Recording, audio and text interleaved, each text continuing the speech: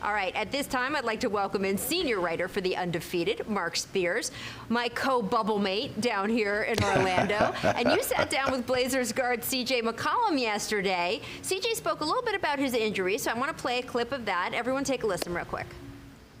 And also, what can you say about your back injury? I'm playing, so I don't make excuses. I'm not one to lean on or make excuses for my play. I'm out there, so if you're out there, you're healthy in the eyes of myself and the eyes of everyone else. So as you know, I didn't release anything. I haven't said anything about it. I'm just out there hooping, trying to help our team, but it is what it is. All right.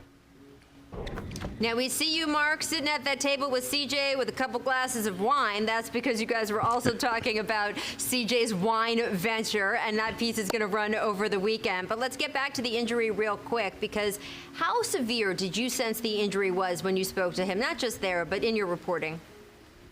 Well, when he sat down for the interview, he sat down gingerly, and I was like, okay, this is really something.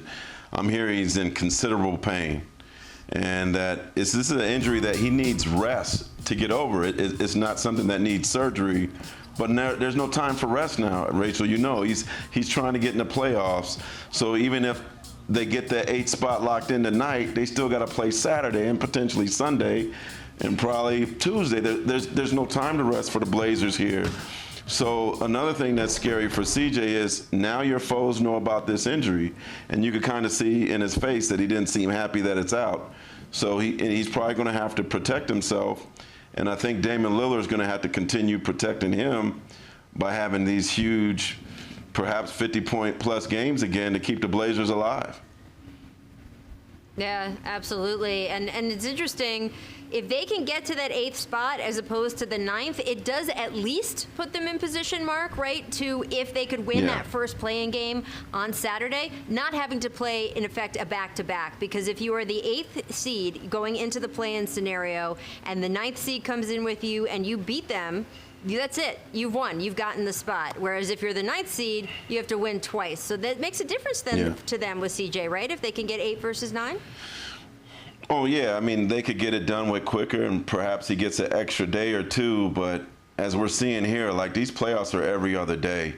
If this was the regular season, I see CJ going on the injured list, going away for however long he needs to get healthy. But there's no time now. So we got to give him respect for this pain that he's fighting with, because he's doing this to help the Blazers make the playoffs. So kudos to him, but it's far from easy for him. It's been reported as a fracture. I mean, it's dramatic to say he's playing with a broken back, but that's a version of what it is. So we're going to keep watching that. And that's yeah, the truth. It's a tough guy right there. All right, Devin Booker, you wrote a piece on him today for the Undefeated. How have the Suns been able to surpass expectations in the bubble? What's been the key? You know, Rachel, when they were playing in those scrimmage games and you were going to them, I remember telling somebody, man, the Suns look really good. But this is scrimmages. It's just scrimmages. This is no big deal. But it transferred over. They came here professional. They came here more mature. And when you walk in your hotel and you see Greg Popovich in your hotel, Damian Lillard, CJ, Melo, you better take this serious.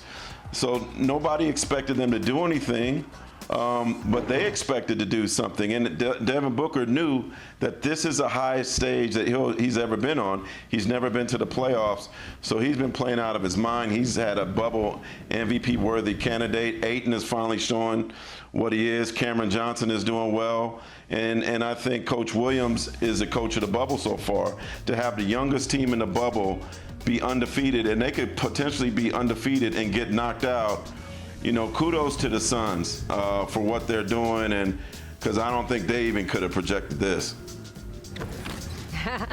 Yeah, I mean, look, you think that this is probably going to carry over until next season. Certainly the confidence that Booker and DeAndre Ayton and all those players have expressed in Monty Williams. Marc, you and I knew what kind of coach he would be for that team, but it now really seems like the players have bought in. So I'm excited for everyone to read the story you've got today. I'm excited for everyone to see the wine story you have with CJ, because I was there for the end of you guys taping it, and it looked really good, and the wine is very, very, very good. So McCollum that's coming up Heritage as well. 91. Thanks, Marc.